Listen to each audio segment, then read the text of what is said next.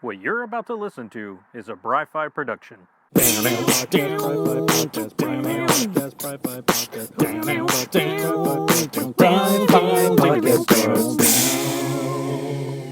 everybody, and welcome back to the Bry-Fy podcast. I'm your host, Bry-Fy, your comics guy, and today I'm recording at the house, so the microphone's a little bit different. Excited to get on with today, just a little bit of stuff, and this episode is late. We've had a holiday. It was the 4th of July, plus I was working nights, so there's a lot of things going on. I didn't have a lot of time to just be free and enjoy my life. No, which is ironic, considering what the 4th of July is supposed to represent. Anyway, let's just get into it, man. Let's get into the nifty nerd news.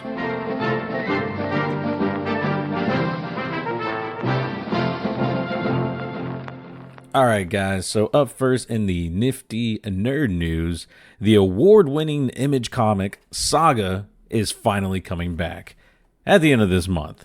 So issue number 67 will be coming out, I think it was July 30th. I can't remember what the last Wednesday of this month is. And of course, Saga, created by Brian K. Vaughan and Fiona Staples, who does the artwork on it. And it is just this amazing space operatic adventure, and it's just been amazing. If you follow my podcast, our Cult 45 podcast, you know we did a live reading of the very first comic issue at Comic Palooza, which was a lot of fun. And it's just, to me, this has honestly been one of, hands down, the best comic book stories of all time, and especially of the 2000s. It's just a fantastic book. I mean, it's one of those comics where I am upset when it's on hiatus because I really want to know how the story ends. But I get it. They want to keep quality up, and so they take these quote-unquote breaks so they can build up on the story so that, you know, they can kind of catch up and make sure that, you know, the product that they're putting out is still top-notch, which it has been, man. It's been, damn, I don't know, 12, 14 years of this comic book releasing. I think maybe 12. I think 12 years of this comic book releasing. They'll do like 6 months, an issue each month for 6 months. Then they'll take a 6-month hiatus. I think there was a longer break in there at one point around issue 50, and then now they're back, and I'm so excited. And the last set of issues, which I guess you would call it like chapter 11, you know, in like the span of how like 6 to 7 issues that they do is kind of like one chapter or whatever. And the last issue of the last chapter, well, really I feel like the whole last chapter, those issues, was a lot of catching up after the time jump. So now it feels like with this, which kind of kicks off chapter 12 of the series, is going to like really dive into Hazel and her family's space adventures and like what's going on, like the governments that are trying to kill them, and they just want to live their lives, and this conspiracy that's been like developing, all this kind of stuff, and different characters now interacting with other different characters throughout the series. So it's been a lot of fun, man. So I'm really excited that it's back, and I can't wait to start reading it again. The next thing on our list for Nifty Nerd News is the actor Aaron Stanford, who portrayed Pyro in past X-Men movies, is finally happy that he's getting like a comic book accurate costume for the Deadpool and Wolverine movie, which he's going to be in. And it was crazy because I was like, oh yeah, that's a dude. Like, wow, he looks a little bit older than last time I remember him. It's been 18 years since the last time we've seen him. It was X-Men Last Stand, and I think that was in 2006, maybe? I can't remember. I think I was still in high school when that came out. So that was like the last time that we had seen Pyro. And like one of the things Aaron Stanford had said about that was like it's great to be like in a proper comic book costume instead of having to wear like, I think he said he was like in his pajamas in one movie, and then the next movie he was just basically wearing stuff that they got from Hot Topic. So it was kind of funny hearing him talk about that. So he seems really excited to get back into the role of the character. A lot of people seem to really be happy to come back into some of these characters that are now, like, in this day and age where the movies are now trying to be way more comic book accurate and not afraid to embrace the wackiness of, like, some of the comic book outfits and just things, like the comic book weirdness of it all. Like, a lot of people are really happy about that, because back then in, like, the early 2000s, it was more about trying to look cool and make this, like, be the cool thing, when in fact the normal thing was the cool thing. You were just trying to play it to a different audience. Like, you should have just been catering to us the whole time. But no, you had to go all Matrix with everything. But, and then also, like, we've seen it in the most recent trailer. The OG Sabretooth actor, Tyler Mane, is facing off against Wolverine. So he's back again, and now he's, like, fighting Wolverine, which everyone's really stoked for. And there's, like, jokes in it in the trailer and stuff. So, I don't know. I'm pretty excited. Let's move on to the next bit of Nifty Nerd News. Hellboy is back with another new face. And it's funny because I'm never mad about it. Like, I'm always happy to see a Hellboy movie is coming back. This time, Jack Kesey, who has been in things like Deadpool 2 and Baywatch, is going to be sporting the sawed-off horns and the big freaking handgun this time around. So I'm kind of excited to see how this... It does look different than the past iterations of Hellboy in my mind. I will say this. So, like, the past iterations of Hellboy with Dave Harbaugh and badass dude. God, I can't remember his name. I feel so bad. And I'm pretty sure people are screaming at me right now. I should probably look that up. Like, while we're sitting here talking, God. And he's like, I mean, the first Hellboy was definitely one of my favorites, right? Just because, I don't know, just a lot of, he was just so badass, right? Iconic. You can probably hear my phone as I am trying to look up. Ron Perlman. Jesus Christ. Why could I not remember that? And, like, they had, like, these cool booming voices, cigars and stuff like that. So really badass. And so Kesey's feels different than that. It feels less bruiserish.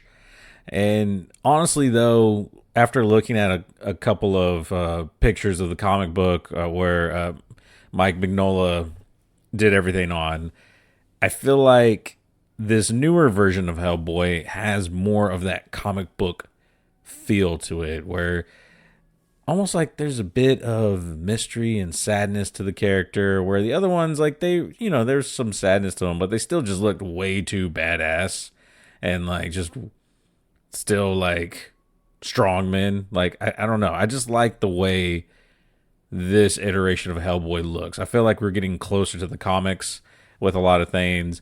And then with the new trailer that's out, the, like, ambience of this movie, and it's dealing with a witch's coven in the Appalachian Mountains. So those people are creepy to begin with. No, I mean, I'm from South Texas. I can say things like this because we got creeps over here too. But it just, I kind of dig the feel of the show. It just feels way more occultish and creepy, which I think will work in its favor. The other thing that I think is going to help work in its favor is that this movie's been co-written by Mike Mignola and, you know, the creator of Hellboy. So hopefully it definitely fits the comic books a little more than the previous iterations. Like, I mean, it should have some action in it, right? Of course, it has to have some action in it.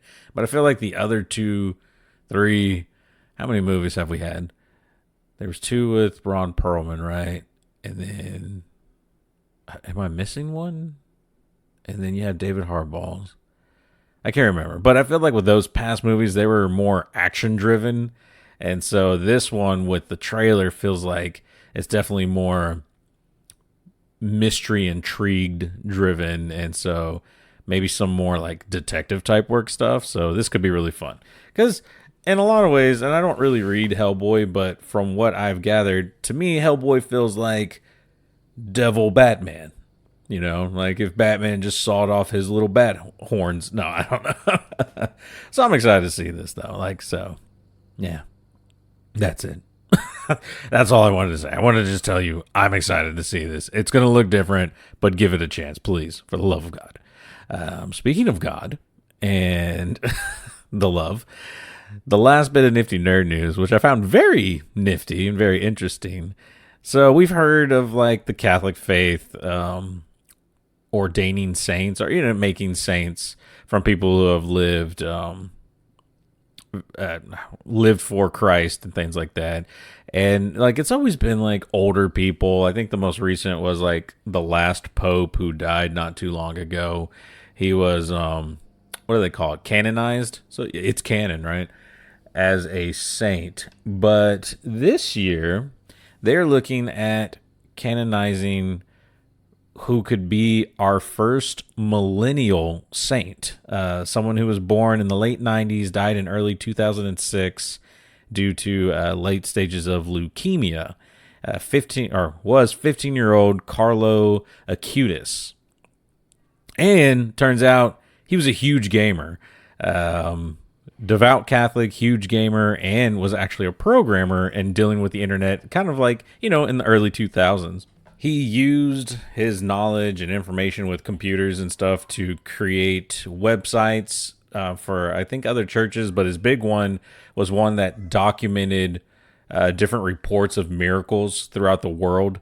And just him living his life, spreading the word of God and Jesus. And, living his life with Catholicism and everything, really attributed to some of the next stuff, because to become a saint, you can't just like be a really cool Christian, right? The things have to, miracles have to occur in your name for you to even be considered a saint. And as it turns out, Carlo Acutis has at least 2 miracles that have been directly attributed to himself, or relics of himself, which is kind of crazy because like this is something new to me. Like, I mean, I knew about the Catholic faith. I was baptized Catholic as a child. And then I ended up going to a different religion, but like I've always been kind of interested. And so I knew a little things, but doing some more research to try to figure this out, other than just having just funny talk, haha, gamer saint, I want to kind of give you a little bit more information here, right? So the first miracle that was attributed to Carlo, can't remember what year it was, but a boy from Brazil who was born with a deformed pancreas, and basically it caused him, every time he tried to eat as a young baby, he would vomit. Like, he couldn't keep food down, couldn't keep anything down due to this pancreas issue. And the doctors told the parents that he'd be lucky to see the age of 5. Well, after some praying, and at this point, Carlo had some notoriety, but like he was known in the Catholic religion for like his contributions and everything. So some people already were starting, he had already passed away by this point. People were already kind of praying to him, because some are using like him or his relics to pray through them to God. I think that's the best way to describe what it is. It's not like they're praying to these people, but they like pray through them to God, almost like a beacon or like a monolith that projects their voices to the Lord.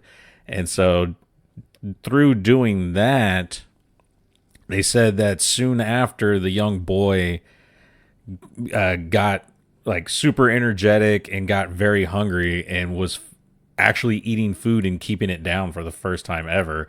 In the article, it says he had beef and fries, which I can only attribute that this boy was eating cheeseburgers, like they were having a barbecue, which is kind of funny.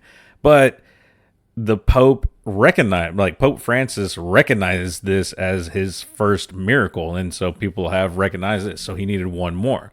Well, more recently, a young woman fell off of her bike, suffered like crazy head trauma, was put into a coma, put on life support, and basically they did like some emergency medical procedure to remove part of her occipital bone or something, but really the chances of survival or her ever waking up again were slim to none.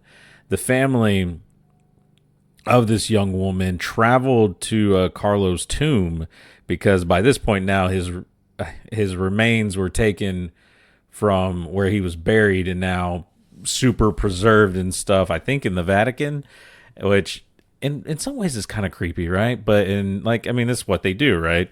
And I think there's even like a live stream you can find where you can watch people go visit Carlo's tomb and stuff. But anyway, getting away from the point. So they prayed at the tomb and stuff, and miraculously the young woman regained consciousness, began to try speaking again. She's gone through therapy, and I don't know where she's at in her healing journey, but she's awake and made a recovery, which is crazy. And Pope Francis has now recognized that as the second miracle that they can attribute to a quote unquote God's influencer, which is what he's been nicknamed.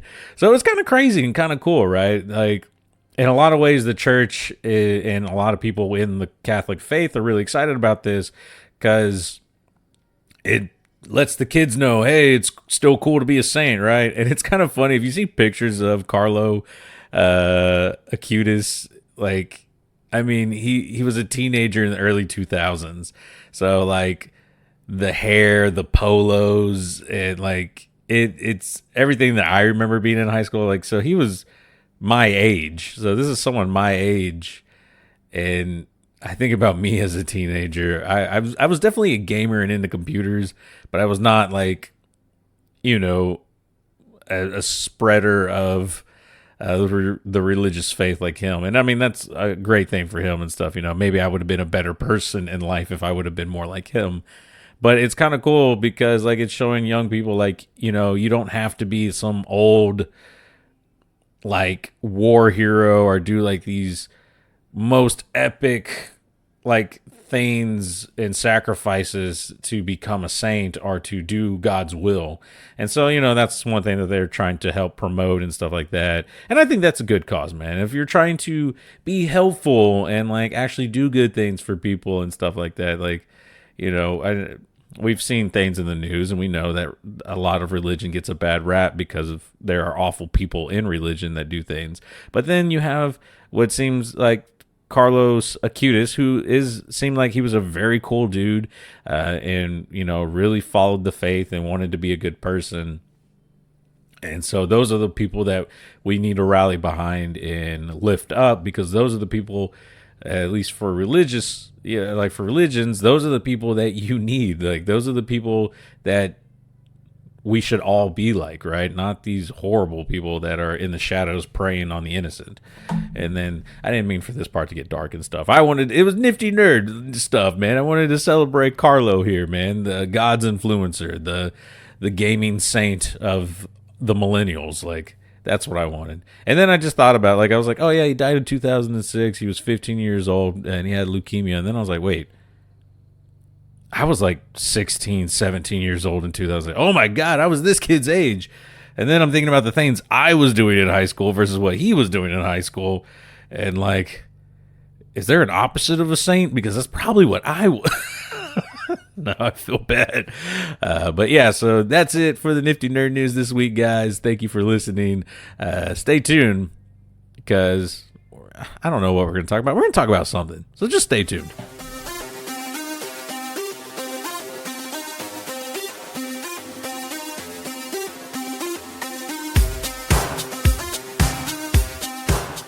All right, guys, thanks for hanging out for the last part of the Bry-Fy podcast. I really don't have too much to talk about. One thing I've been messing around with is my phone, because a long time ago, and I don't even remember how I did it, but I had made custom ringtones for my phone, and I was really excited by it, and I thought I was the coolest guy in the world because I can make, excuse me, I burped, watermelon burp. I had made all these things and stuff, like these sounds, and like back when iPhones weren't really a thing, and I had like, I can't remember what it was, you could like record and make your own ringtones and stuff like that. Now with the new technology, you can do a lot more interesting things and cooler things. And so a long time ago, I had taken a bunch of sounds from one of my favorite video games, The Division, and made sound bites and turned them into ringtones and text message tones. So like something like this. Alert. Hostiles are headed this way. And I could do all that. Or if I got a message. Retrieving encrypted message. Which always makes it fun for people to hear. And then like I think my original text was, if I got a text, it would go like this. Yep, that was. I forgot what this was supposed to be. So I wanted to get back into it, and I couldn't remember how to do it. Things have changed on the iPhone, and so it's not all the same. But after some digging and some learning, I found out as long as you have Rock Band, you can still create ringtones. So I had to get Rock Band back on my phone, and then I went and used Audacity and YouTube, and I went to go find a bunch of sound clips and music for one of my favorite video games so I could start making ringtones and sounds for my phone again. So basically I would use Audacity and use the like normal computer, like the sound card output to be the mic input for Audacity. So that would create the sound clip. I would then cut it, edit it down to whatever soundbite I wanted. I would then export the file to GarageBand, and then from GarageBand, and it sounds like it's a lot, but it works. You export from GarageBand as a ringtone, because that's where the ringtone part comes in. So that's why you need GarageBand, because GarageBand's the only way you can export as a ringtone for your iPhone. And then you get some stuff like this.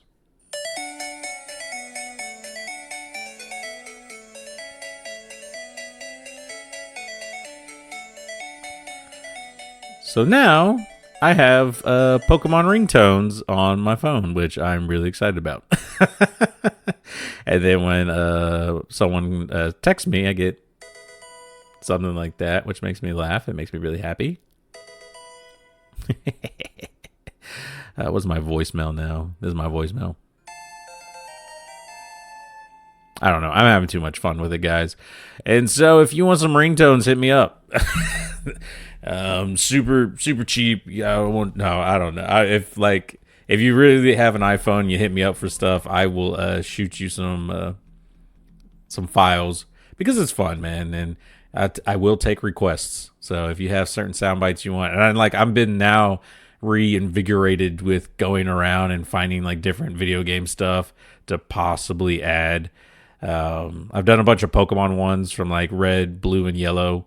I'm thinking of doing like some Sonic stuff and Mario and all that. So I don't know. We're going to play around with it, have a lot of fun. And that's really what I've been doing other than work and stuff. And now we're preparing for a hurricane. So, oh boy, next episode's going to be wild. That being said, guys, that's all that I have for you all this week. Thank you so much for listening, and we will see you guys next week. Please stay safe with the hurricane coming, and hopefully you stay dry. Bry-Fy out.